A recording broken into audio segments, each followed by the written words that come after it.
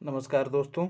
आज हम लोग बिहार पीसीएस के लिए जो घटना चक्र पूर्वावलोकन कर रहे हैं उसका आधुनिक भारत का इतिहास खंड कवर करेंगे। जी हाँ साथियों, इसका वेटेज जो है इतिहास में ज़्यादा है, जो बीपीएससी में पूछा जाता है, तो इस वजह से इसके लगभग 400 प्रश्नों का इसमें संग्रह दिया गया है। तो ऐसे में लगभग 100 क्वेश्चन एक वीडियो में कवर करेंगे। बाकी आप लोग जैसा कमेंट करेंगे वैसा करूँगा।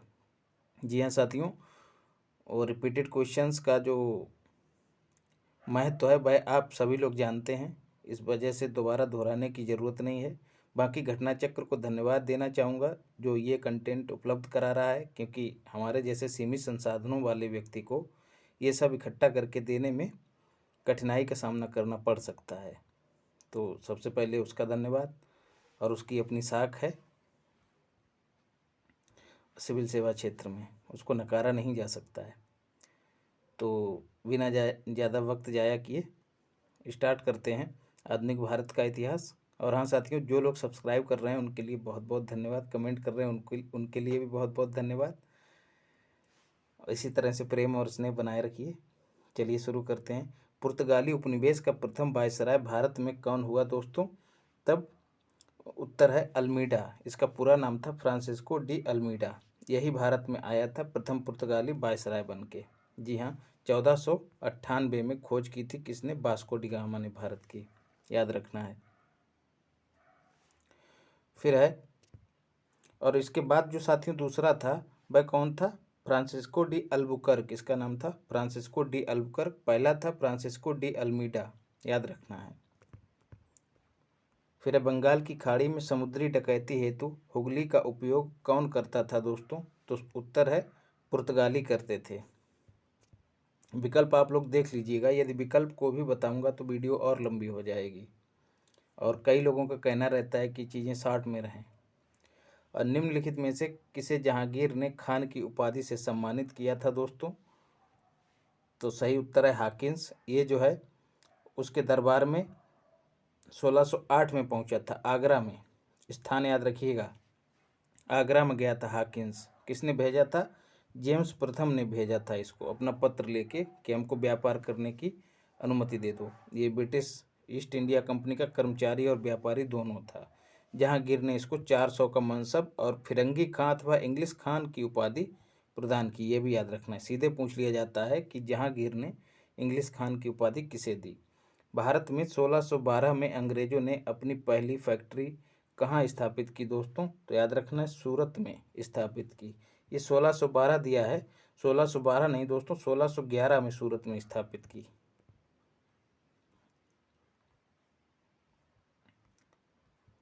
फिर है, किस मुगल शासक के समय में सर थॉमस रो या फिर टॉमस रो भारत आया था? तो याद रखना 1615 में भारत आया था।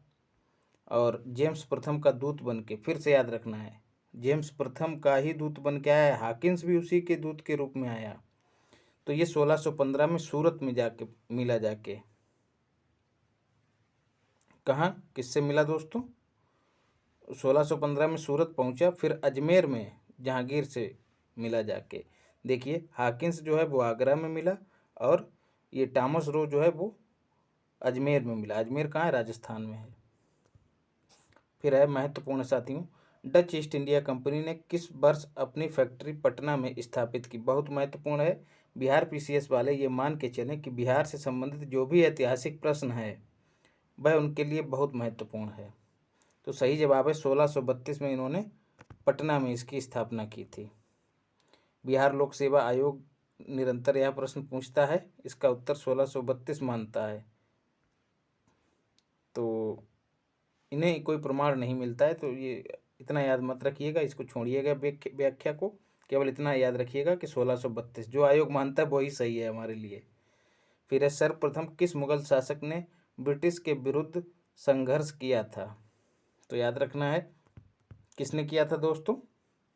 एक मिनट, ये गड़बड़ हो गया। जी हाँ, औरंगजेब के शासनकाल में पहली बार संघर्ष जो है 1686 में हुआ था। तो मुगल गवर्नर शाइस्ता खां ने जो है जाब चारनाक सहित अंग्रेजों को हुगली से खदेड़ दिया था। तो शाइस्ता खां भी यदि विकल्प में है, दोनों तो साथ में नहीं दिए जाएंगे, औरंगजेब अलग दिया जाएगा, शाइस्ता खां अलग दिया जाएगा। तो दो में से कोई एक मिले उसको सही कर देना है। और इसमें जो है देखिए शाइस्ता खां नहीं दिया गया है, औरंगजेब दिया गया है। अब ये मत कीजिएगा कि सर्वप्रथम किस मुगल शासक ने ब्रिटिश के विरुद्ध संघर्ष किया, जहांगीर को मत कीजिएगा, औरंगजेब ने किया था, याद रखना है। निम्नलिखित में से प्रथम कर्नाटक युद्ध का कौन सा तात्कालिक कारण था दोस्तों? अंग्रेजों द्वारा फ्रांसीसी जहाज़ों का अधिग्रहण। जी हाँ, ये तात्कालिक कारण था। और भी कई कारण थे, जैसे एक तो डेट पूछ ली जाती, कभी कभार कूट के रूप में मिलान करने के लिए दिया जाता है कि कर्नाटक प्रथम युद्ध जो है, या प्रथम आंग्ल कर्नाटक युद्ध जो है 1746 में शुरू हुआ था। ऑस्ट्रिया के उत्तराधिकार को लेके जो युद्ध चल रहा था, जो कि 1740 में हुआ था, उसका इसे विस्तार माना जाता है, कर्नाटक के प्रथम युद्ध को। बर्नेट के नेतृत्व में अंग्रेजी सेना द्वारा कुछ फ्रांसीसी जहाज़ों पर अधिकार कर लिया गया, और जो युद्ध का तात्कालिक कारण था, याद रखना है, तात्कालिक ही याद रखना है। बाद में दोस्तों एक्स लापेल की संधि से के तहत इसकी समाप्ति हुई युद्ध की, प्रथम कर्नाटक युद्ध की, ये भी याद रखना है। एक्स लापेल की संधि पूछ ली जाती है, और इसकी डेट भी याद रखिएगा, 1748। फिर 1760 का प्रसिद्ध वांडी बास का युद्ध अंग्रेजों द्वारा किसके खिलाफ लड़ा गया दोस्तों? तो फ्रांसीसियों के खिलाफ लड़ा गया। शुरुआत में ये अपने अपने प्रभुत्व को लेकर ही आपस में लड़ते थे। तो ये 3-4 युद्ध हैं दोस्तों, वो मिलान करने के लिए पूछ लिए जाते हैं। तो अंबर का युद्ध दोस्तों किसके बीच हुआ? फ्रांसीसियों की संयुक्त सेनाओं और अंग्रेजों के बीच हुआ, तो 1749 में हुआ, ये याद रखना है। फिर दूसरा प्लासी का युद्ध दोस्तों 1757 में हुआ, ये भी मिलान करने के लिए पूछ लिया जाता है। अंग्रेजों और बंगाल के नवाब सिराजुद्दौला के मध्य हुआ था, ये भाग गया था। फिर है वंडीवास का युद्ध दोस्तों 1760 में हुआ था, किसके बीच? अंग्रेजों और फ्रांसीसियों के बीच। इसमें अंग्रेजों की सेना का नेतृत्व जो है आयरकूट ने किया, आयरकूट ने, जबकि फ्रांसीसी सेना का नेतृत्व काउंट लाली ने किया, और फ्रांसीसी इसमें पराजित हुए थे। फिर है बक्सर का युद्ध दोस्तों, बक्सर का युद्ध 1764 में हुआ था। मीर कासिम था, अवध का नवाब शुजाउद्दौला और शाह आलम द्वितीय मुगल सम्राट, ये तीनों एक तरफ थे, और दूसरी ओर अंग्रेज थे। उनकी सेना का नेतृत्व दोस्तों हेक्टर मुनरो कर रहा था। ये बहुत महत्वपूर्ण है दोस्तों, पूछ लिया जाता है बक्सर का युद्ध। फिर है किस अंग्रेज अधिकारी ने पुर्तगालियों को स्वावल्ली के स्थान पर हराया था दोस्तों? तो याद रखना है, थॉमस बेस्ट ने हराया था, और इसने जो है दिल जीत लिया था मुगल सम्राट का, और वहीं से इनको व्यापार की अनुमति मिल गई थी, याद रखना है। फिर है उस क्षेत्र की पहचान करें जहां से यूरोप वासियों को सर्वोत्तम सोरा और अफीम प्राप्त होता था। बहुत महत्वपूर्ण है दोस्तों। तो सोरा और अफीम दोस्तों बिहार से प्राप्त होता था। फिर है अंग्रेजी शासनकाल में भारत का कौन सा क्षेत्र अफीम उत्पादन हेतु प्रसिद्ध था दोस्तों? फिर से बिहार ही सही उत्तर होगा।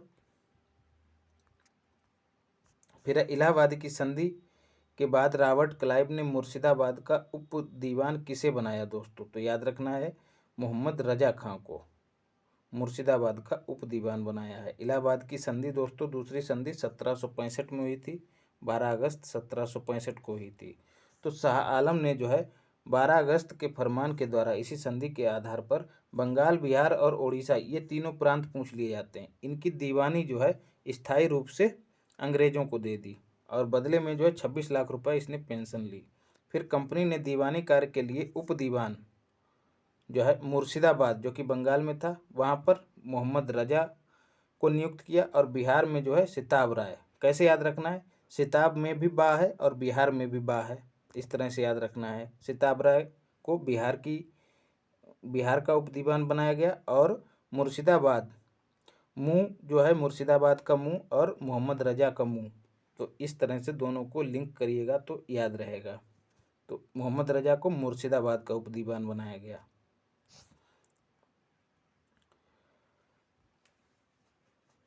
फिर है दोस्तों सम्राट शाह आलम द्वितीय ने ईस्ट इंडिया कंपनी को बंगाल, बिहार तथा उड़ीसा की दीवानी प्रदान की। देखिए फिर से वही रिपीट कर दिया, 12 अगस्त 1765 को इसी दिन इलाहाबाद की संधि हुई थी।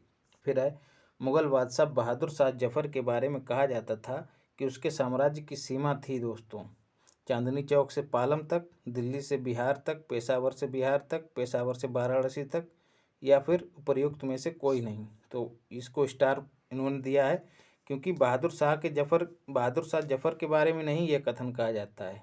यह कथन जो है मुगल शासक शाह आलम द्वितीय के बारे में कहा जाता है कि सल्तनत ए शाह आलम अज दिल्ली ता पालम, अर्थात शाह आलम के काल में मुगल साम्राज्य सिकुड़ते सिमटते दिल्ली के लाल किले से पालम गांव तक रह गया था। तब जो है यहाँ पर शाह आलम द्वितीय होना चाहिए था, लेकिन बहादुर शाह की बात की गई है, तो ऐसे सवाल संभवतः नहीं पूछेगा आयोग। रणजीत सिंह ने सुप्रसिद्ध कोहिनूर हीरा दोस्तों किससे प्राप्त किया था, पूछ लिया जाता है, शाह शुजा से प्राप्त किया था। पंजाब जो है अहमद शाह अब्दाली का साम्राज्य था दोस्तों, बाद में उसकी मृत्यु के पश्चात जो है इस पे सिख मिसलों का अधिकार हो गया। फिर जो है बाद में अहमद शाह अब्दाली का पौत्र मतलब बेटे का बेटा शाह शुजा जो है काबुल की गद्दी पर बैठा और इसको जो है काफ़ी चुनौतियों का सामना करना पड़ा। फिर जो है इसने काबुल पाने के लिए रणजीत सिंह से मदद मांगी और उसी मदद के एवज में इसने उनको कोहिनूर हीरा भेंट किया। टीपू सुल्तान ने अपनी राजधानी दोस्तों कहाँ बनाई, श्रीरंगपट्टनम में बनाई, याद रखना है। हैदर अली का बेटा है, जैकोबिन क्लब की स्थापना की। जैकोबिन क्लब जो है साथियों फ्रांस की तर्ज पर एक क्लब था जहाँ पर क्रांतिकारी गतिविधियों को अंजाम दिया जाता था, रणनीतियाँ बनाई जाती थीं। इस तरह की क्लब की उसने स्थापना अपने यहाँ भी की। उसके साथ ही फ्रांस और मैसूर के मैत्री का प्रतीक स्वतंत्रता का वृक्ष इसने श्रीरंगपट्टनम में ही रोपा, ये भी याद रखना है। और अंग्रेज़ों के विरुद्ध जो है उसने मैत्री संबंध बनाने के लिए अरब, कुस्तुनतुनिया, आधुनिक इस्तांबुल, मॉरिशस इत्यादि स्थानों पर जो है अपने दूतमंडल भेजे। फिर अंग्रेज़ों ने श्रीरंगपट्टनम की संधि किसके साथ की थी, तो पुनः टीपू सुल्तान के साथ की थी। कब की थी, तृतीय आंग्ल मैसूर युद्ध जो कि 1790 से 92 के बीच हुआ था। और ये संधि जो है कब हुई थी, 1792 में, ये वर्ष याद रखिएगा। इसके साथ उसने आधा भाग जो है अंग्रेज़ों को दे दिया अपने राज्य का और अंग्रेज़ों ने जो है उसे हर्जाने के रूप में 3 करोड़ रुपए मांगे और जब तक ये ना चुका है तब तक उसके 2 बेटों को उसने बंदी बना के रखा था। और पूछ लिया जाता है कि यह कथन किसका है कि हमने अपने शस्त्र को प्रभावशाली ढंग से पंगु बना दिया है तथा साथियों को भी शक्तिशाली नहीं बनने दिया। तो यह कथन दोस्तों कॉर्नवालिस का है। इसी संधि पर इसने यह टिप्पणी की थी, श्रीरंगपट्टनम की संधि पर। ठगों का उन्मूलन दोस्तों किसके नेतृत्व में हुआ, तो कैप्टन स्लीमैन। जी हाँ, स्लीमैन। कैसे याद रखना है ठगों को, स्लीमैन मतलब स्लम मैन थे। स्लम का मतलब कूड़ा कचरा, बस्तियों में रहने वाले ठग जो हैं इनको इनके काम को जो है ऐसे ही अज्यूम करिए, मान के चलिए कि ठग जो हैं एकदम स्लम मैन हैं, गंदे व्यक्ति हैं। तो इनको जो है इनका उन्मूलन किसने किया, कैप्टन स्लीमैन ने। फिर जो है ये लोग क्या करते थे दोस्तों, आज भी गांव में जो है भगत और ये ओझा वगैरह होते हैं, काली कल्लू करते रहते हैं और प्रताड़ित करते हैं शारीरिक और मानसिक दोनों रूप से जो पेशेंट रहता है। तो ऐसा ही उस समय भी होता था, काली, दुर्गा और भवानी की पूजा करते थे और अपने शिकार का सिर काटकर देवी के चरणों में अर्पित कर देते थे। तो इसका विरोध किया अंग्रेजों ने, काफ़ी अच्छे सकारात्मक कार्य भी किए दोस्तों। तो विलियम बेंटिक ने जो है कैप्टन स्लीमैन को ठगों के उन्मूलन के लिए नियुक्त किया और उसने बंदी बनाया और अनेक ठगों को फांसी दी। तो स्लीमैन ही सही जवाब है। निम्नलिखित में से कौन से सामाजिक सुधार विलियम बेंटिक ने प्रारंभ किए। आप अपने यदि ग्रामीण क्षेत्रों से बिलोंग करते होंगे तो देख सकते हैं कई ऐसे स्थान बना लेते हैं ये ओझा भगत टाइप के लोग, जो देवी का उसको प्रतीक बना देते हैं स्थान को, फिर वहीं पर चढ़ावे चढ़ते हैं, बलि ली जाती है बकरों की। फिर है निम्न में से कौन से सामाजिक सुधार विलियम बेंटिक ने प्रारंभ किए दोस्तों, तो याद रखना है, महत्वपूर्ण सवाल है क्योंकि कई सवाल इससे तैयार हो जाएंगे। 1, 2 और 4। सती प्रथा का उन्मूलन विलियम बेंटिक के समय में हुआ। फिर दोस्तों दास प्रथा का उन्मूलन स्लीमैन के माध्यम से उसी ने कराया। फिर धर्म परिवर्तन के कारण अयोग्यता के प्रावधान को हटाना ये शामिल नहीं था। ठगों के संगठित गिरोहों का दमन इसने कराया। तो दूसरा और चौथा विकल्प लगभग लगभग सेम है, तो सही जवाब सी होगा। जी हाँ दोस्तों, विलियम बेंटिक जो 1828 में जीजी बना, मतलब गवर्नर जनरल ऑफ इंडिया बना। 1829 में राजा राम मोहन राय की सिफारिशों के साथ उसने सती प्रथा को जो है अपराध घोषित किया और बाद में इसके लिए कानून बनाया गया। कब? भारत सरकार अधिनियम 1829 में ही इसका उन्मूलन कर दिया गया था। बेंटिक के काल में ही भारत सरकार अधिनियम 1833 पारित किया गया था। इसमें दास प्रथा के उन्मूलन का प्रावधान किया गया था। किसने सिंध विजित कर उसका अधिकरण किया था दोस्तों? तो नेपियर ने किया था। 1843 में अफगानिस्तान युद्ध के बाद चार्ल्स नेपियर ने सिंध का विलय ब्रिटिश भारत में कर लिया। बंगाल में द्विशासन प्रणाली किसके द्वारा लागू की गई दोस्तों? तो याद रखना, रॉबर्ट क्लाइव के द्वारा लागू की गई थी। इसको द्वैध शासन भी कहते हैं और वारेन हेस्टिंग ने इसको 1772 में हटाया था, याद रखना है। 1765 में इसको लागू किया गया था क्लाइव के द्वारा और वारेन हेस्टिंग ने 1772 में इसको हटा दिया। दोहरा शासन दोस्तों क्या होता है? दीवानी और फौजदारी काम अलग अलग बांट दिए जाते हैं। तो जो महत्वपूर्ण कार्य है जैसे राजस्व वगैरह, ये अपने अंडर में अंग्रेज रखते थे। बाकी शासन व्यवस्था जो है अपने और अन्य प्रतिनिधियों को दे देते थे, राजाओं को दे देते थे। फिर है द्वैध शासन का जनक दोस्तों किसे माना जाता है? तो याद रखना है, लियोन कार्टिस को माना जाता है। महत्वपूर्ण सवाल है दोस्तों। इसी के तहत दोस्तों दीवानी और बिजारत, मतलब दीवानी जो कर से संबंधित मामले और बिजारत कानून व्यवस्था से संबंधित मामले, इनको अलग अलग कर दिया जाता है द्वैध शासन में, जैसा कि मैं ऊपर बता भी चुका हूँ। भारत में प्रथम रेलवे लाइन किस ब्रिटिश गवर्नर के समय बिछाई गई थी? तो याद रखना है, लॉर्ड डलहौजी के समय बिछाई गई थी 1853 में, सभी को पता होगा। और पहली ट्रेन जो है मुंबई से थाने के बीच चलाई गई थी। और दूसरी जो है दोस्तों कलकत्ता से रानीगंज के बीच में चलाई गई थी 1854 में, एक वर्ष बाद। मुंगेर का बरिया ताल विरोध का उद्देश्य क्या था दोस्तों? मुंगेर का बरिया ताल विरोध का उद्देश्य क्या था? तो बाकास्त भूमि की वापसी की मांग। मुंगेर बरिया ताल विरोध का उद्देश्य बाकास्त भूमि की मांग करना था दोस्तों। आंदोलन का नेतृत्व जो है कार्यानंद शर्मा ने किया था। 1857 में भारत का गवर्नर जनरल कौन था दोस्तों? तो लॉर्ड कैनिंग ही था। 1857 से संबंधित एक सवाल और पूछा जाता है साथियों, इस विद्रोह से संबंधित जो 1857 में हुआ था, कि उस समय ब्रिटेन का प्रधानमंत्री कौन था दोस्तों? नोट कर लीजिएगा, बहुत महत्वपूर्ण सवाल है। पामस्टर्न। पामस्टर्न जो था 1857 के विद्रोह के समय ब्रिटेन का प्रधानमंत्री था। और ये जो दोस्तों कैनिंग जो है, ये भारत का अंतिम जीजी बना, अंतिम गवर्नर जनरल और पहला वायसराय बना, याद रखना है, पहला वायसराय बना। अंग्रेजी भारतीय सेना में चर्बी वाले कारतूसों से चलने वाली एनफील्ड राइफल को कब शामिल किया गया? पूछ लिया जाता है दोस्तों 1856 में। पुरानी बंदूक का नाम टीजीटी पीजीटी में पूछ लिया जाता है, क्या था? ब्राउन बेस था दोस्तों। इसकी जगह पर 1856 में नवीन एनफील्ड राइफल को शामिल किया गया। और इसमें जो कारतूस इस्तेमाल होते थे उनमें गाय और सूअर की चर्बी लगी होती थी, जिसे मुंह से खोलकर बंदूक में लगाना होता था। 1857 के विद्रोह का नेतृत्व बिहार में किसने किया दोस्तों? बहुत महत्वपूर्ण है। विद्रोहों से संबंधित जितने भी साथियों विद्रोह हुए हैं उनके लिए एक ही बार मैं बता दूं कि सबका उद्देश्य जो था अंग्रेजों की शोषणकारी, दमनकारी और विभाजनकारी, शोषणकारी, दमनकारी और विभाजनकारी जो उनकी नीतियां हैं उनका विरोध करना था। फूट डालो राज करो जैसी नीतियों का विरोध करना था। राजस्व की जो ऊंची दरें थी वसूली की, लगान वसूली की, उनका विरोध करना था।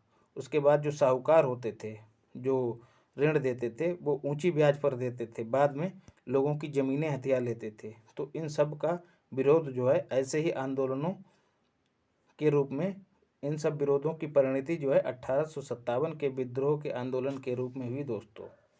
और वहीं यदि जनजातीय विद्रोहों की बात करें तो जनजातीय विद्रोह जो है जल, जंगल और जमीन, इन तीनों में हस्तक्षेप अंग्रेजों ने किया दोस्तों, कानून बनाए। तो जो जनजातीय नेता थे और जो जनजातीय समुदाय था वो परेशान हुआ और आक्रोशित हुआ, और उसकी भी परिणति विभिन्न प्रकार के विद्रोहों के रूप में हुई। तो ये उद्देश्य मैं बार बार नहीं दोहराऊंगा, एक ही बार जान लीजिएगा। तो कुंवर सिंह ने जो है बिहार में इसका नेतृत्व किया था। कुंवर सिंह के साथियों जमींदारी छीन ली थी अंग्रेजों ने कानून बनाकर, इस वजह से ये और भी गुस्साए थे इन लोगों से। तो पूछ लिया जाता है ये सवाल, बिहार वाले एकदम छोड़ना नहीं है। आरा जिले से संबंधित थे कुंवर सिंह जी, और इनकी अदम्य शौर्य, वीरता और सेना नायक के आदर्श गुणों के कारण इनको बिहार का शेर, बिहार का सिंह भी कहा जाता है। इन्होंने शाहाबाद, ये भी याद रखिएगा, शाहाबाद में अंग्रेजों की सत्ता का तख्ता पलट किया और अपनी सरकार, समानांतर सरकार स्थापित कर दी दोस्तों। और इन्होंने अंतिम सफलता के रूप में गृहनगर जगदीशपुर के निकट अंग्रेजों को बुरी तरह से पराजित भी किया था। 26 अप्रैल, ये डेट याद रखिएगा, खासकर बिहार स्पेशल के संदर्भ में। 26 अप्रैल 1858 को उनकी मृत्यु हो गई थी। फिर उसके बाद इनके भाई अमर सिंह ने जो है इस आंदोलन की बागडोर अपने हाथ में ले ली थी। 1857 के विद्रोह का नेतृत्व किसने किया था बिहार में दोस्तों? पुनः वही क्वेश्चन, कुंवर सिंह ने। जगदीशपुर के किस व्यक्ति ने 1857 के विप्लव में, विप्लव का भी मतलब दोस्तों विद्रोह ही होता है, तो कंफ्यूज नहीं होना है, क्रांतिकारियों का नेतृत्व किया? तो कुंवर सिंह ने। रिपीटेड क्वेश्चन छोड़ दे रहे हैं साथियों, चलिए आगे बढ़ते हैं। अगला सवाल, कुंवर सिंह अंग्रेजों के साथ 1857 के विद्रोह में किस जगह शामिल हुए दोस्तों? तो आरा में शामिल हुए। ये सवाल अच्छा है, आरा में शामिल हुए थे। लेकिन लोक सेवा आयोग ने जो है पटना उत्तर माना है। तो इस तरह के विवादित क्वेश्चन हमको लगता है आयोग को नहीं दोहराना चाहिए, और संभवतः दोहराएगा भी नहीं। इनमें से किसने 1857 के विद्रोह में सक्रिय भाग लिया था दोस्तों? नाना साहब, बेगम हजरत महल, मौलवी अहमदुल्ला, बेगम जीनत महल, और उपयुक्त में से कोई नहीं। तो साथियों महत्वपूर्ण सवाल इसलिए हो जाता क्योंकि कई सवाल जो हैं इससे तैयार होंगे। नाना साहब ने कानपुर में सक्रिय भाग लिया था, बेगम हजरत महल ने लखनऊ में भाग लिया था दोस्तों, मौलवी अहमदुल्ला ने फैजाबाद में, और ये जो विकल्प है डी वाला बेगम जीनत महल, इन्होंने जो है दिल्ली में भाग लिया था इस आंदोलन में। तो याद रखना है, ये अप्रत्यक्ष रूप से संबंधित थी, इनका कहीं आपको प्रमाण नहीं मिलेगा, क्योंकि इनके हस्बैंड जो है अंतिम मुगल बादशाह बहादुर शाह जफ़र वो शामिल थे। तो कहीं ना कहीं ये भी किसी न किसी रूप में अपनी भूमिका निभा ही रही होंगी, कुछ नहीं तो क्रांतिकारियों को भोजन ही करा दे रही होंगी। पटना के 1857 के स्वतंत्रता, हाँ साथियों, ऐसी तमाम भारत की महिलाएं हुई हैं जिन्होंने इबारत लिखी है इतिहास में, देश की आज़ादी में अपना योगदान देके। पटना के 1857 के स्वतंत्रता संग्राम के नेता दोस्तों कौन थे? तो राजपूत कुंवर सिंह जी थे। फिर से वही सवाल फिर है, विद्रोह का बिहार में 15 जुलाई 1857 से 20 जनवरी 1858 तक कौन सा केंद्र था? तो याद रखना जगदीशपुर का केंद्र था, जगदीशपुर केंद्र था। और यह जो आंदोलन साथियों जगदीशपुर में चलाया गया था कुंवर सिंह जी के नेतृत्व में, उसको जो है बाद में किसने दबाया, ये याद रखना है। तो टेलर ने, ये भी पूछ लिया जाएगा भैया, बिहार वालों एकदम देख लेना है इसको। विलियम टेलर ने और विंसेंट आयर ने इसको कुचल दिया था विद्रोह को। जगदीशपुर के राजा दोस्तों कौन थे? कुंवर सिंह थे। फिर से वही सवाल, कुंवर सिंह से एक सवाल गिरना है। कुंवर सिंह ने दोस्तों, बिहार स्पेशल पढ़ने की ज़्यादा ज़रूरत ही नहीं है। देखिए मैं कोई अच्छी सी एक वन लाइनर वाली लेके आऊँगा किताब, और आपको बिहार स्पेशल भी उपलब्ध करा दूंगा। आधा बिहार स्पेशल तो हम इतिहास में ही कवर कर लेते हैं। 16 महाजनपद पढ़ेंगे, बौद्ध धर्म पढ़ेंगे, जैन धर्म पढ़ेंगे, ये सब देखिए आधा बिहार ऐसे ही कवर हो जा रहा है। यहाँ कुंवर सिंह को देखिए, फिर हम जब भारत छोड़ो आंदोलन पढ़ेंगे तब भी देखिए काफ़ी कुछ घटनाएं जो हैं बिहार में संपन्न होती हैं।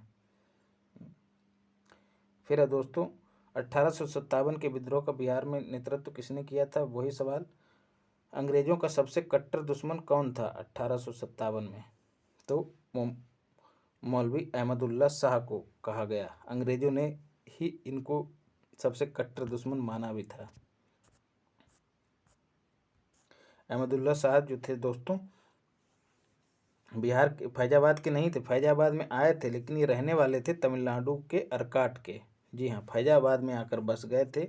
बाद में जो है इन्होंने ही आह्वान किया था कि सारे लोग काफिर अंग्रेजों के विरुद्ध खड़े हो जाओ और उन्हें भारत से बाहर खदेड़ दो। अच्छी बात है कि काफिर जो है उन्होंने अंग्रेजों के लिए कहा था। वर्तमान में जो है काफिर हिंदुओं के लिए इस्तेमाल किया जाता है, नॉन मुस्लिम्स के लिए, तो इसको दिल से मत लीजिएगा। किसी की भावनाओं को ठेस पहुंचाना मेरा उद्देश्य नहीं है। इनके बारे में अंग्रेजों ने कहा था कि अदम्य साहस के गुणों से परिपूर्ण यह व्यक्ति जो है विद्रोहियों में सर्वोत्तम सैनिक है। सवाल पूछा जाएगा 50,000 रुपये का इनाम किसके सिर पर रखा गया था, तो इन्हीं के लिए रखा गया था। 50,000 रुपये उस समय मायने रखते थे दोस्तों। घुमा फिरा के सवाल पूछा जा सकता है। 1857 के विद्रोह को किस उर्दू कवि ने देखा था दोस्तों, तो गालिब ने देखा था, याद रखना है, मिर्जा गालिब ने। निम्न में से कौन सा ईस्ट इंडिया कंपनी के सिपाहियों को विद्रोही बनाने का कारण नहीं था दोस्तों। ईसाई धर्म फैलाने के लिए प्रयास कर रहे थे, ये प्रचार प्रसार हो रहा था। जहाज के माध्यम से सिपाहियों को यात्रा करने का आदेश दिया जाता था, मतलब जो जो रंगरूट होते थे। रंगरूट क्या होता है दोस्तों, नया भर्ती हुआ नौजवान सेना में, उसको रंगरूट कहा जाता था। उनके लिए ब्रिटेन में सेवा करना अनिवार्य कर दिया गया था। तो 7 समंदर पार जो चला जाता था उस समय, ऐसी मानसिकता थी कि उसका धर्म भ्रष्ट हो जाता था। तो इस वजह से इनको, जो सिपाही थे, उनको लगा कि ये सरकार जो है हमारा धर्म भ्रष्ट कर रही है। भत्ते की रोकथाम कर रहे थे साथियों, सेना ने रोकथाम कर दी थी। और इसके साथ ही कई सारे भेदभाव होते थे, इनको कोई ऊंचा पद नहीं दिया जाता था। और जो डाक वगैरह की व्यवस्था थी पत्र भेजने की, वह सब इनके लिए बंद कर दी गई थी। तो इन्हीं सारी कठिनाइयों से निजात पाने के लिए ये सब एकजुट हो गए। और सबसे जो तात्कालिक कारण बना दोस्तों, वह था चरबी वाले कारतूस। इसने जो है बारूद में चिंगारी की तरह काम किया। और बाद में ये चिंगारी जो है कब आग बन गई और आग से कब इसने दावा नल का रूप ले लिया, पता ही नहीं लगा लोगों को। धीरे धीरे पूरे उत्तर भारत में फैल गई। झांसी की रानी लक्ष्मीबाई की मृत्यु कहाँ पर हुई थी दोस्तों, तो सवाल पूछा जाएगा कहाँ पर हुई थी, ग्वालियर में हुई थी, याद रखना है। और ये किसके साथ लड़ रही थी, तो ह्यू रोज, ये पूछ लिया जाता है। ह्यू रोज जो था उसके साथ लड़ते लड़ते इनकी मृत्यु हुई थी दोस्तों। सवाल पूछा जाएगा कि इनका जन्म कहाँ हुआ था, तो वाराणसी में हुआ था जन्म। बहुत महत्वपूर्ण है, विकल्प में ग्वालियर भी दिया रहेगा और झांसी भी दिया रहेगा, तो कन्फ्यूजियाना नहीं है। तो वाराणसी में इनका जन्म हुआ था। हीरोज से लड़ते लड़ते इनकी मृत्यु हुई थी। और हीरोज ने ही दोस्तों इनकी तारीफ में कहा था कि भारतीय क्रांतिकारियों में यह एक सोई हुई एकमात्र औरत जो है जो अकेली मर्द है। तो इस तरह से कथन भी दिया जा सकता है, और कथन को जो है विकल्प दिए जाएंगे और पूछा जाएगा कि किसका है, तो याद रखना ह्यू रोज का है कथन। ह्यू रोज, इसी ने दबाया था ग्वालियर में विद्रोह को।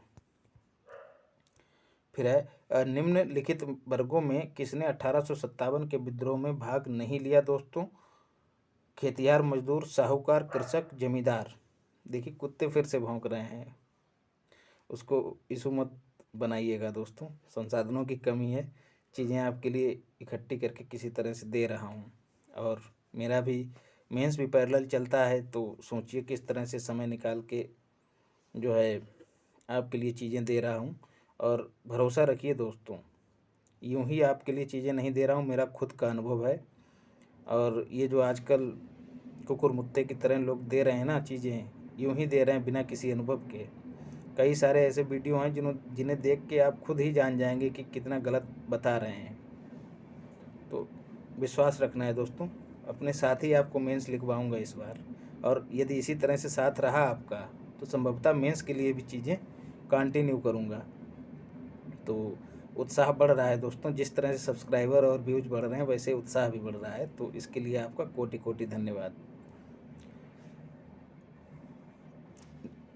किसने किसने दोस्तों भाग लिया था, अब साथियों जितना है उतना ही बता दे रहा हूँ, क्योंकि डिटेल में बताऊँगा तो वीडियो लंबी हो जाएगी और ये इसका उद्देश्य भी नहीं है। उद्देश्य ये है कि आपको पुराने क्वेश्चंस जो हैं वो उपलब्ध करा दिए जाएँ, ताकि रिपीट हो तब जो है आप उसको अच्छे से हल कर लें। दोस्तों व्याख्या आप छोड़ सकते हैं, बिल्कुल छोड़ सकते हैं, लेकिन आपको उत्तर नहीं भूलना है। कभी कभी एज ए डिश उठा के रख देता है क्वेश्चन, तो जो विकल्प है उसको नहीं भूलना है, सही उत्तर को। तो इसमें दोस्तों कौन कौन शामिल नहीं था दोस्तों, किसने भाग नहीं लिया था, तो जमींदारों ने भाग नहीं लिया था, खेतिहर मजदूरों ने भाग लिया था, साहूकारों ने भाग नहीं लिया था दोस्तों, क्योंकि साहूकार जो थे अंग्रेजों के पिट्ठू थे। अंग्रेज जो है इन्हें इस्तेमाल करते थे साहूकारों को। क्या होता था, जब ये लगान की दर बढ़ा देते थे तब जो किसान थे साहूकारों के पास जाते थे, साहूकारों से ऋण लेते थे, लेकिन ये ब्याज की ऊंची दर से ऋण देते थे। और बाद में क्या करते थे, जब किसान ऋण चुकता नहीं कर पाते थे तब उनकी ज़मीन जो है वो हड़प कर लेते थे। तो इन नीतियों से ये खिन्न थे साहूकारों से। और खेतिहर मजदूर, उन्हें तो वैसे ही कुछ नहीं बचता था, अकाल सूखा जैसी समस्याएं, ऊपर से बड़ी जो है लगान की दर, और जब किसान को ही नहीं बचेगा तो मजदूरों को वो मजदूरी कहाँ से देगा। तो ये भी परेशान थे दोस्तों। कृषक भी परेशान थे, क्योंकि ऊंची ब्याज दर, ये ब्याज लेने जाते थे। जमींदार वो साथियों मज़े में थे। तो जमींदार और साहूकार ये दोनों शामिल नहीं थे, ये दोनों अंग्रेजों की पीठ पे बैठे रहते थे और यही शामिल नहीं हुए दोस्तों। और इन्होंने शामिल होना तो दूसरी बात, इन्होंने कहीं कहीं अंग्रेजों का साथ दिया इसको दबाने में। तो यही सब व्याख्या में होगा, इसको मैं नहीं बताऊंगा। निम्नलिखित में से कौन सा कथन सही है दोस्तों। 1857 में दरभंगा, डुमराव और हटवा के महाराजाओं और उनके साथी जमींदारों ने आदमी तथा पैसे से अंग्रेजों की मदद की, एक विकल्प तो ये है। फिर है 1857 में दरभंगा, डुमराव और हटवा के महाराजाओं और उनके साथी जमींदारों ने आदमियों से अंग्रेजों की मदद की, पैसे से नहीं। तो ध्यानपूर्वक पढ़ना है दोस्तों, बहुत ही बारीक अंतर दिया दोनों विकल्पों में। फिर 1857 में दरभंगा, डुमराव और हटवा के महाराजाओं और उनके साथी जमींदारों ने पैसे से अंग्रेजों की मदद की, आदमियों से नहीं।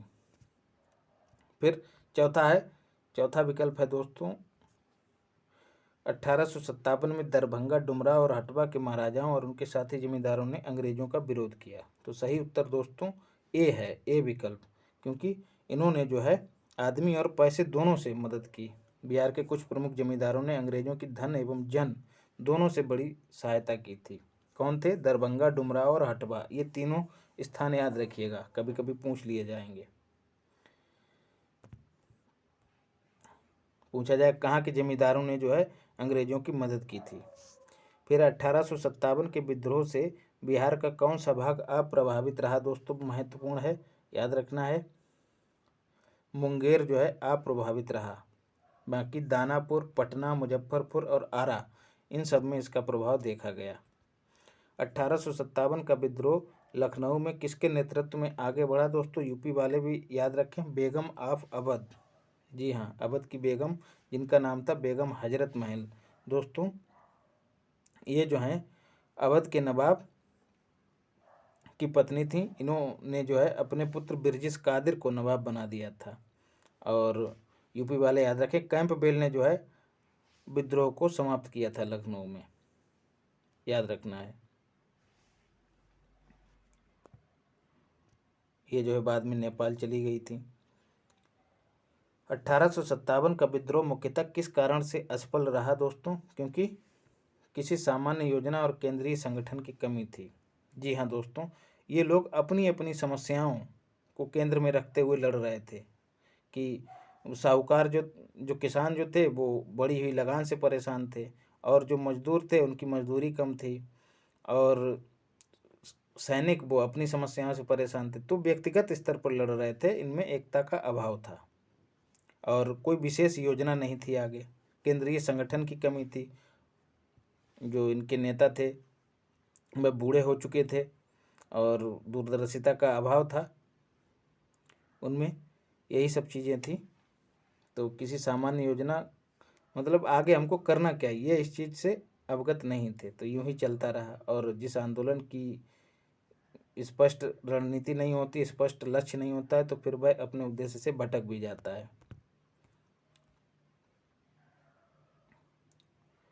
फिर है 1857 में प्रथम स्वतंत्रता संग्राम ब्रिटिश सरकार से स्वतंत्रता प्राप्त करने में असफल रहा। कारण दिया है क्योंकि बहादुर शाह जफर के नेतृत्व को जनसहयोग नहीं मिला था और अधिकांश महत्वपूर्ण रियासतों के शासक उनका साथ देने में कतरा गए। एकदम सही सवाल है साथियों, कथन और कारण दोनों सही हैं, तो विकल्प ए सही होगा। फिर है महारानी विक्टोरिया ने भारतीय प्रशासन को ब्रिटिश ताज के नियंत्रण में लेने की घोषणा कब की थी दोस्तों? तो 1 नवंबर 1858 को की थी, याद रखना है, बहुत महत्वपूर्ण है।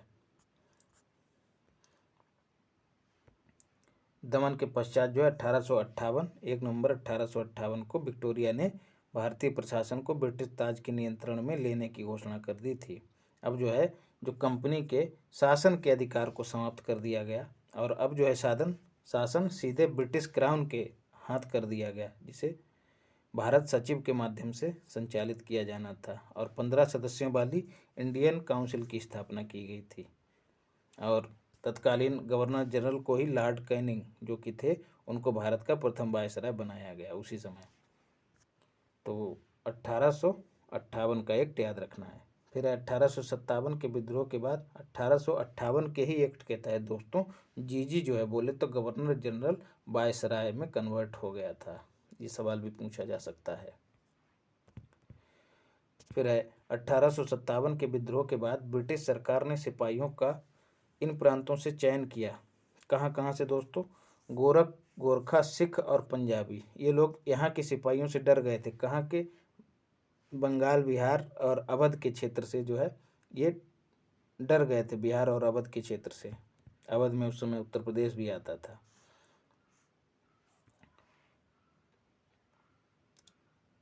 तो सेना में जो है साथियों इन्होंने काफ़ी फेरबदल किए और इसी से संबंधित पील आयोग का इन्होंने गठन किया था।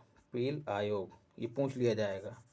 पील आयोग का गठन कब किया गया था? 1858 में। एक सवाल ये पूछा जा सकता है। इस आयोग के तहत क्या किया गया था दोस्तों? जो सेना का जो है पुनर्गठन किया गया, यूरोपीय सैनिकों की संख्या बढ़ा दी गई थी और खासकर अवध से जो है सेना को नहीं भर्ती किया गया। फिर कहाँ से भर्ती किया गया? पंजाब से किया गया दोस्तों, बंगाल से किया गया और गोरखा से किया गया। गोरखा, सिख एवं पंजाबी जो हैं भर्ती किए गए, इसमें याद रखना है। और ऐसे ही दोस्तों एक और कमीशन है, याद रखिएगा, रॉयल कमीशन। ये भी सेना के पुनर्गठन से ही संबंधित था। रॉयल कमीशन ये भी 1858 में ही गठित किया गया था। तो रॉयल और पील कमीशन दोनों सेना के पुनर्गठन से संबंधित हैं, इनका इन्होंने इसमें जिक्र नहीं किया है। कई लोग पूछते हैं कि PYQ का मतलब क्या है और PYQ विद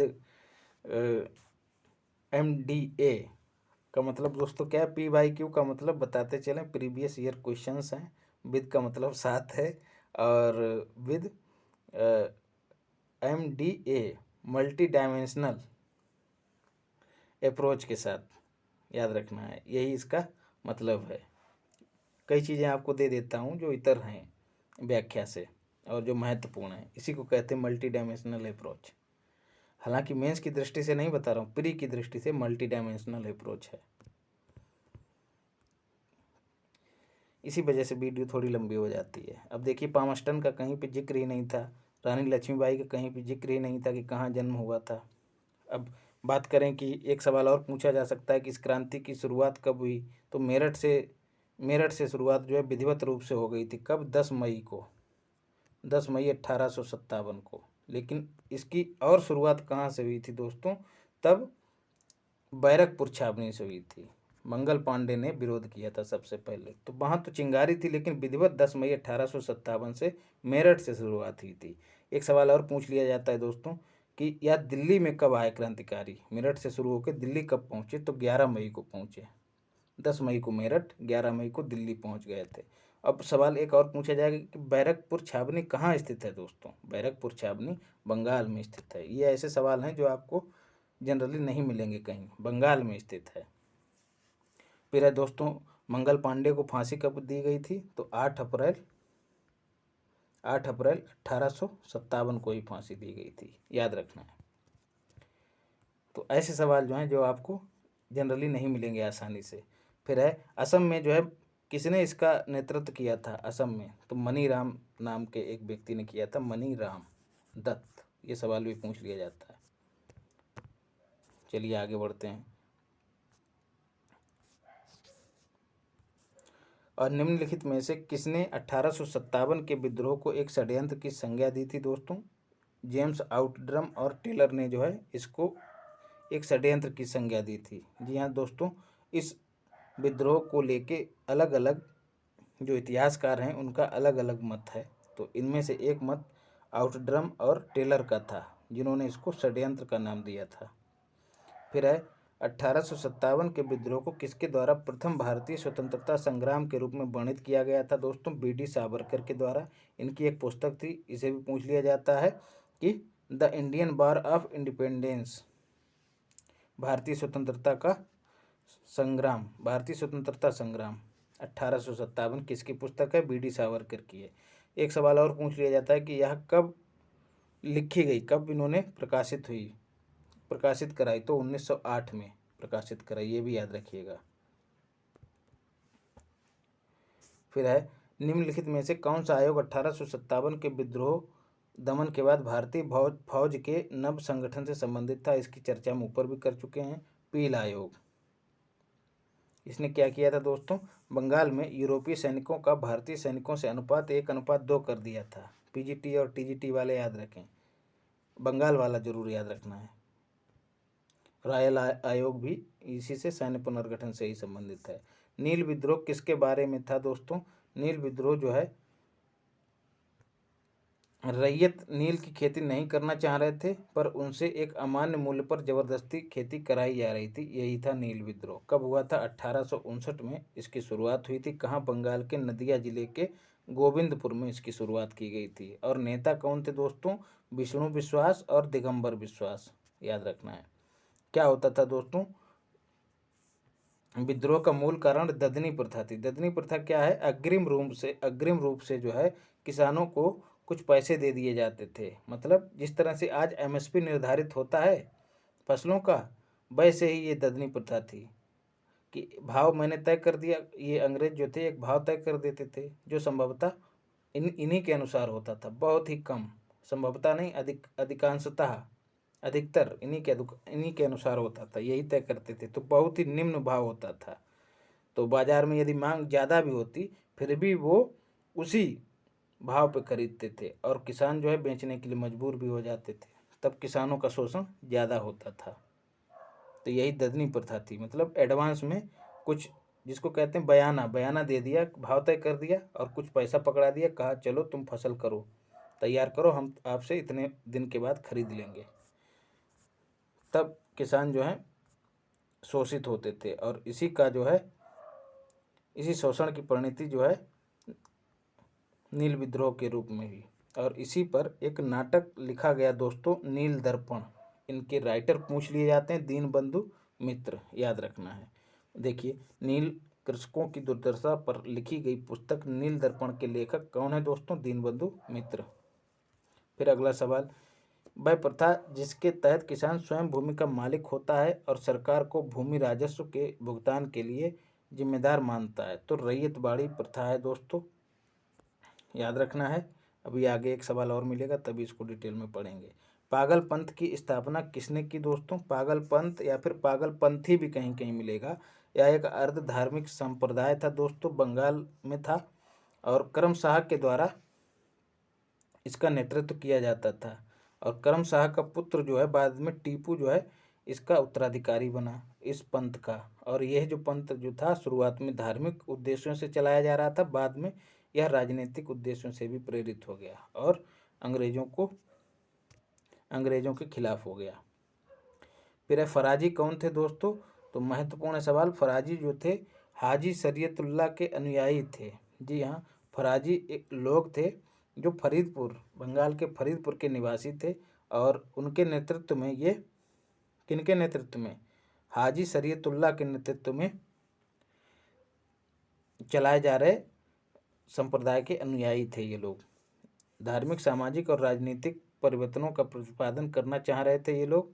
बाद में शरीयतुल्लाह का पुत्र दादू मियाँ जो है इस आंदोलन का नेता बन गया और इसका वही उद्देश्य अंग्रेजों को उखाड़ फेंकना था, उनकी सत्ता को, जैसे कि हम चर्चा पहले भी कर चुके हैं। सारे आंदोलनों का एक ही उद्देश्य था। फराजी या फैराजी आंदोलन की शुरुआत किसने की दोस्तों? हाजी शरीयतुल्लाह ने की। जगह भी पूछ ली जाएगी, बंगाल में की, फरीदपुर में। जगह भी पूछी जाएगी, नेता का नाम पूछ लिया जाएगा। कूका आंदोलन को किसने संगठित किया दोस्तों? कूका आंदोलन को गुरु राम सिंह ने संगठित किया। लेकिन इसकी शुरुआत दोस्तों किसने की थी? तो याद रखना है, जवाहर मल ने की थी। भगत जवाहर मल ने। कहाँ चलाया गया था दोस्तों? पंजाब में चलाया गया था, ये भी याद रखना है। कुकी आंदोलन की बात की जाए, ये तो कूका हो गया पंजाब में, और कुकी दोस्तों कहाँ? कुकी जो है मणिपुर में है, ये भी याद रखना, मणिपुर में चलाया गया था। बाद में गुरु राम सिंह ने जो है इस आंदोलन को संगठित किया था और 1840 में इसकी शुरुआत हुई थी, ये भी याद रखिएगा। और भगत जवाहर मल को ही सियान साहब के नाम से जाना जाता था। 1875 के दक्कन के दंगों का तात्कालिक कारण क्या था दोस्तों? महाजनों के द्वारा ऊंची ब्याज दर। जी हाँ, अभी चर्चा कर चुका हूँ इसकी। जो महाजन थे, जो किसानों को ऋण देते थे, उनकी ऊंची ब्याज दर होती थी। और बाद में ये ब्याज दर जो है इतनी चक्रवृद्धि ब्याज दर का मतलब इतना ब्याज हो जाता था कि किसानों को अपनी ज़मीन से हाथ धोने पड़ जाते थे। तो इसी के विरोध में यह आंदोलन चलाया गया था। फिर महाराष्ट्र में रामोसी कृषक जत्था किसने स्थापित किया था? जी हाँ दोस्तों, रामोसी विद्रोह भी इसको कहते हैं, वासुदेव बलवंत फड़के द्वारा 1845 में शुरू किया गया था, रामोसी जनजाति के लोगों के द्वारा। रामोसी विद्रोह सही रूप में किस भौगोलिक इलाके में हुआ था दोस्तों? तो पश्चिमी घाट, बोले तो महाराष्ट्र में ही हुआ था।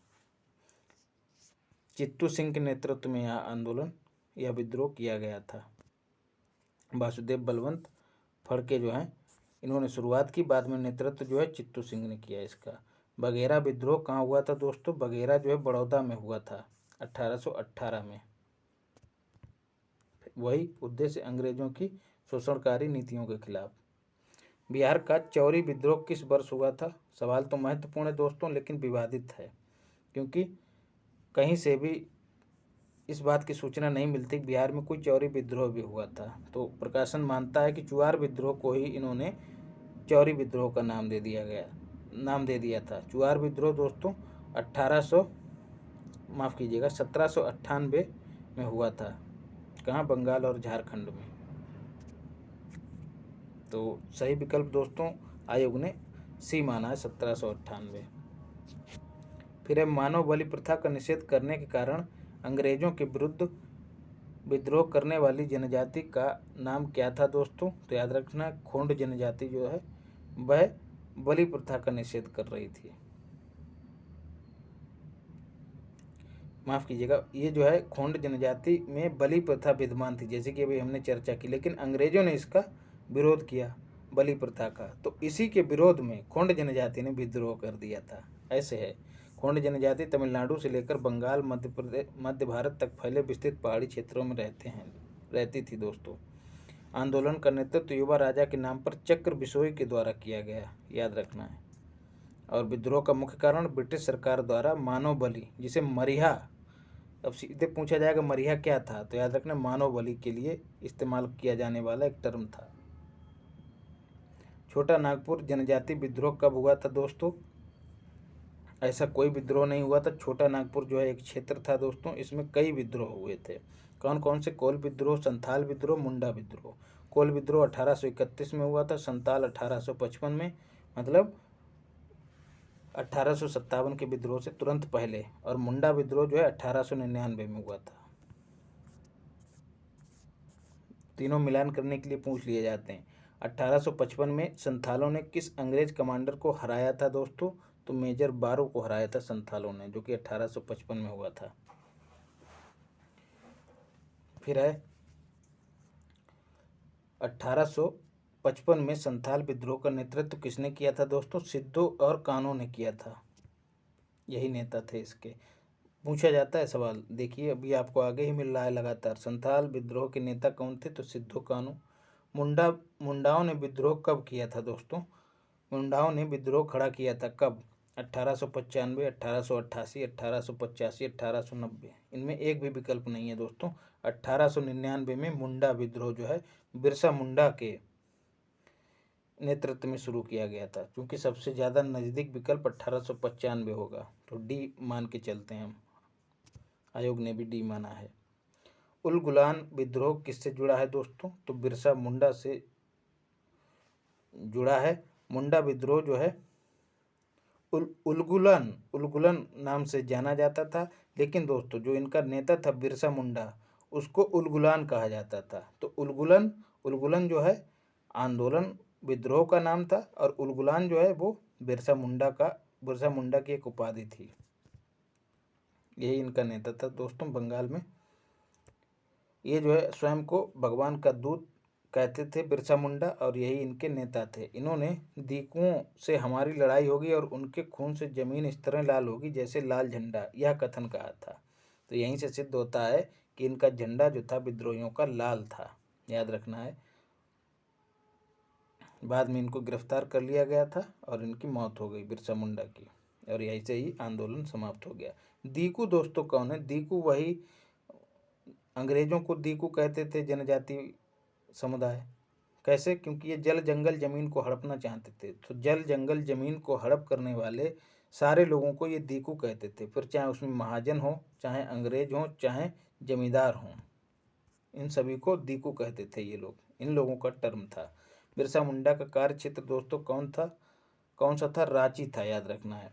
बिरसा मुंडा कार्य क्षेत्र रांची से लेकर भागलपुर तक था। 1899 से 1900 ईस्वी की मुंडा क्रांति का नेता कौन था? बिरसा मुंडा थे। फिर है सवाल, बिरसा मुंडा किसके पक्ष में थे? तो झारखंड राज्य के गठन के पक्ष में थे। इसीलिए दोस्तों 15 नवंबर को इसका गठन किया गया था झारखंड का, और 15 नवंबर ही जो है बिरसा मुंडा की जयंती है, ये भी याद रखिएगा। हाल ही में मनाई भी गई है, तो महत्वपूर्ण हो जा रहा है। फिर है 1831 में बुद्ध भगत के नेतृत्व में कोल विद्रोह किसके क्षेत्र में हुआ? जी हाँ दोस्तों, 15 नवंबर को जनजातीय दिवस के रूप में मनाया जाता है, ये भी याद रखना है।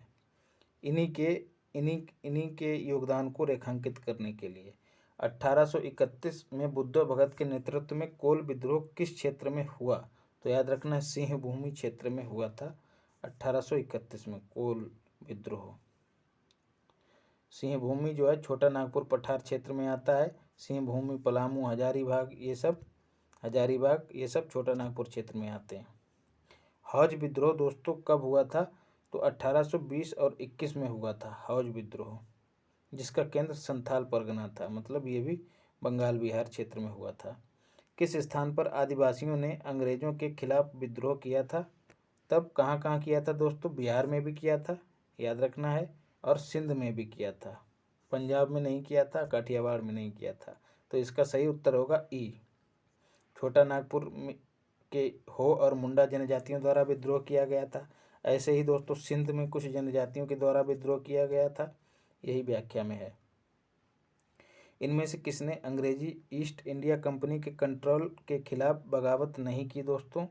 तो हैदराबाद के निजाम ने जो है ईस्ट इंडिया कंपनी के कंट्रोल के खिलाफ बगावत नहीं की थी। बाकी विजयनगर के राजा, तमिलनाडु के पोलिगर, त्रावणकोर के दीवान बेलुथम्पी ने ब्रिटिश ईस्ट इंडिया कंपनी के नियंत्रण के खिलाफ विद्रोह किया था। तो याद रखना हैदराबाद के निजाम जो है अंग्रेजों के पक्ष में थे। बंकिम चंद्र चटर्जी के आनंद मठ में किस विद्रोह का उल्लेख है दोस्तों? सन्यासी विद्रोह का उल्लेख है दोस्तों, और आनंद मठ जो है इनका एक उपन्यास है, याद रखना है। वंदे मातरम जो है इसी आनंद मठ से लिया गया है, जो राष्ट्रीय गीत है हमारा। बात सवाल एक और बनता है, पूछा जाता है कि सन्यासी विद्रोह कब हुआ था, तो याद रखना 1770 में हुआ था। कहाँ हुआ था? बंगाल में हुआ था। साथियों, अकाल पड़ गया और विभिन्न प्रकार की दरें जो हैं, जो राजस्व की दरें जो हैं इन्होंने बढ़ा दी थी, सूखा पड़ गया था। तो ऐसे में किसानों का अधिक से अधिक शोषण होने लगा था, तनाव की स्थिति पैदा हो गई। तब क्या हुआ, सन्यासी जो हैं वो सड़क पे आ गए, उन्होंने संगठित होकर आंदोलन किया। तो इसी को सन्यासी विद्रोह कहते हैं। साथियों, और क्या किया था, इन्होंने तीर्थ यात्रा कर भी बढ़ा दिया था, तभी सन्यासी और ज़्यादा आक्रोशित हो गए थे। तभी ये जो नागा और गिरी जैसे सन्यासी जो हैं वो सड़क पे आए। तो आज भी आप यदि प्रयागराज में देखते हैं तो अखाड़े होते हैं, वहाँ पर ये अपनी तीर तलवार और ये सब अभ्यास करते हैं, इसीलिए ताकि जब ज़रूरत पड़े तो अपना योगदान पुनः दे सकें। तो वह उनकी परंपरा में शामिल है। अखाड़ा इसी को कहते हैं, अखाड़ा। अखाड़े में यही होता है। तो मेले में देखेंगे कि इनके जो निवास स्थल हैं उनको अखाड़ा नाम दिया गया है, अखाड़ा परंपरा।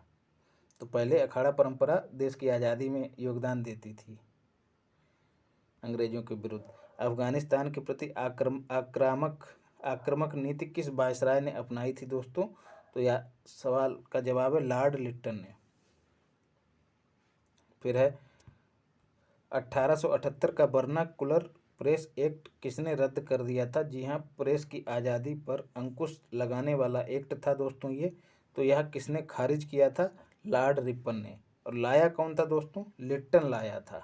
याद कैसे रखना है? लिट्टन लाया और रिपन हटाया, याद रखना है। 1878 में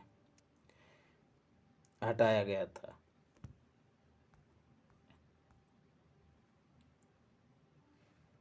और लॉर्ड लिट्टन का जो कार्यकाल है वो भी याद रखिएगा, 1876 से 1880 पूछ लिया जाता है। 1878 में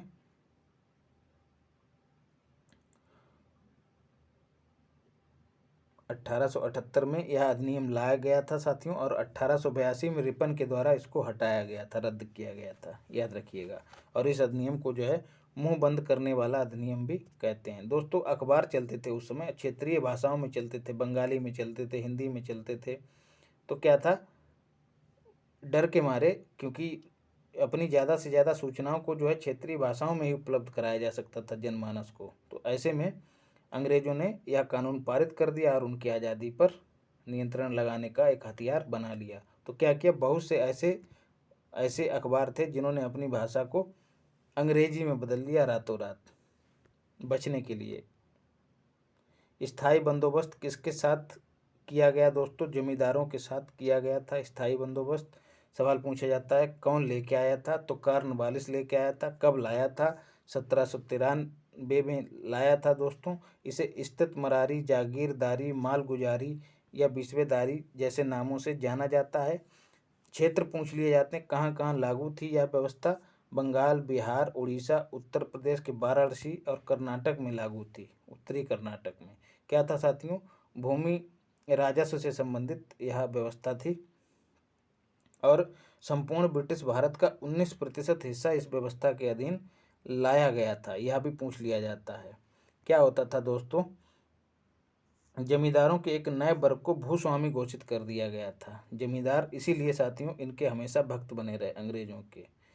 इस व्यवस्था के तहत जमींदार जो है भूमि का मालिक होता था और वह रैयतों से, माफ़ कीजिएगा, वह जो है किसानों से टैक्स वसूलता था, लगान वसूलता था। और एक दर भी निर्धारित कर दी गई थी जो पूछ ली जाती है कि लगान का 10/11 भाग कंपनी को दिया जाएगा और 1/11 भाग जो है जमींदार अपने पास रखेगा। तो ऐसे में क्या हुआ, जब चीज़ें पहले से तय थीं तो जमींदारों ने जो है ज़्यादा से ज़्यादा किसानों से टैक्स वसूला, ऊंची ऊंची दरों पे वसूला। तो उनकी ज़मीनें छिन गई, उनका शोषण किया गया। तो यही सब परिणति जो है 1857 के आंदोलन के रूप में हुई है। और जमींदार और माला माल हो गए, क्योंकि भाई जितना ज़्यादा ले लेंगे उतना ही हिस्सा इनका ज़्यादा हो जा रहा था। रिस्पॉन्सिबिलिटी कुछ थी नहीं, 10/11 भाग कंपनी को था।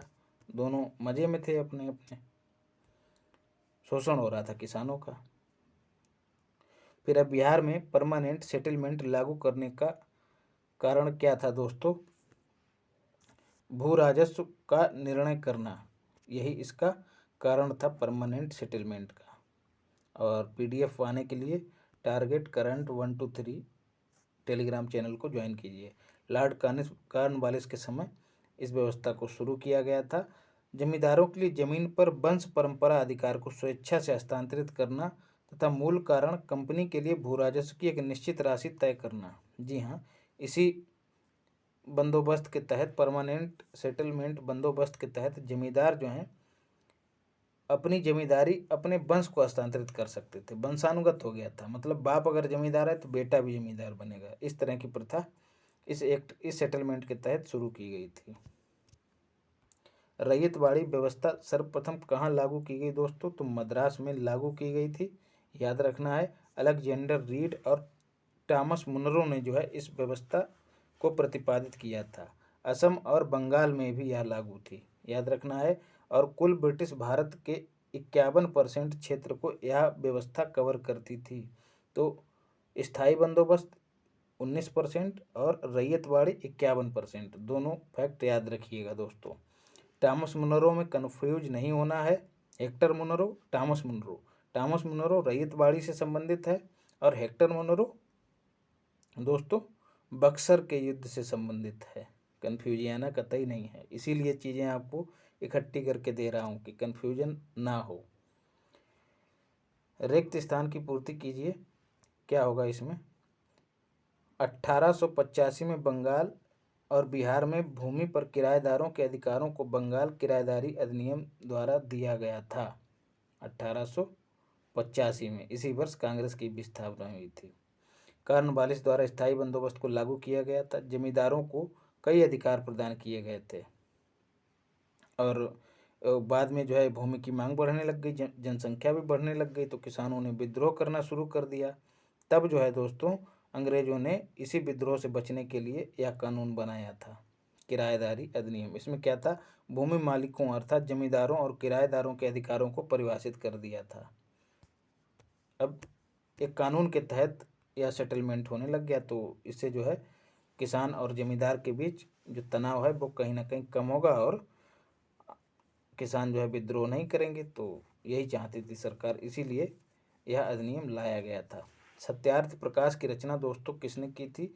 स्वामी दयानंद सरस्वती ने की थी। इनका बचपन का नाम मूल शंकर था। गुजरात में इनका जन्म हुआ था। याद रखना है 1867 में जो है इन्होंने दोस्तों पाखंड खंडनी पताका जो है वो फहराई थी। 1875 में कहाँ पर? बम्बई में आर्य समाज की स्थापना की थी। तीनों सवाल पूछे जाएंगे, कब, कहाँ और किसकी? आर्य समाज की। अमृत बाजार पत्रिका की स्थापना दोस्तों किसने की थी? शिशिर कुमार घोष ने की थी। याद रखना है, स्थापना जो है मोतीलाल घोष तथा शिशिर कुमार घोष ने की थी। कहाँ? कलकत्ता में। प्रारंभ में यह बंगाली भाषा में प्रकाशित होती थी। 1878 में जब प्रेस अधिनियम लागू हो गया, वर्नाकुलर प्रेस एक्ट, तब जो है इसने रातों रात स्वयं को अंग्रेजी भाषा में कन्वर्ट कर लिया था। ऐसे ही गिरीश चंद्र घोष ने बंगाली का प्रकाशन शुरू किया था, जो बाद में S.N. बनर्जी के द्वारा प्रकाशित की जाने लगी। ऐसे ही हिंदू पैट्रियाट की स्थापना गिरीश चंद्र घोष ने की थी, लेकिन बाद में हरीश चंद्र मुखर्जी इसके संपादक बने। तो ऐसे याद रखिएगा, बाद वाला ज़्यादा पूछ लिया जाता है, सीधे पूछा जाएगा बंगाली किससे संबंधित था, तो याद रखना है S.N. बनर्जी। तो बंगाली और बनर्जी। ऐसे ही हिंदू पैट्रियाट, ज़्यादातर सवाल यहीं से बनता है। हिंदू पैट्रियाट बोले तो हरीश चंद्र मुखर्जी। निम्न अखबारों में से कौन सा मुख्यतः उदारवादियों की नीतियों का प्रचारक था दोस्तों? लीडर था। इसके प्रकाशक कौन थे? मदन मोहन मालवीय जी थे। और फ्री प्रेस जनरल क्या था दोस्तों? एक न्यूज एजेंसी थी। यंग इंडिया गांधी जी के द्वारा साप्ताहिक प्रकाशित किया जाने वाला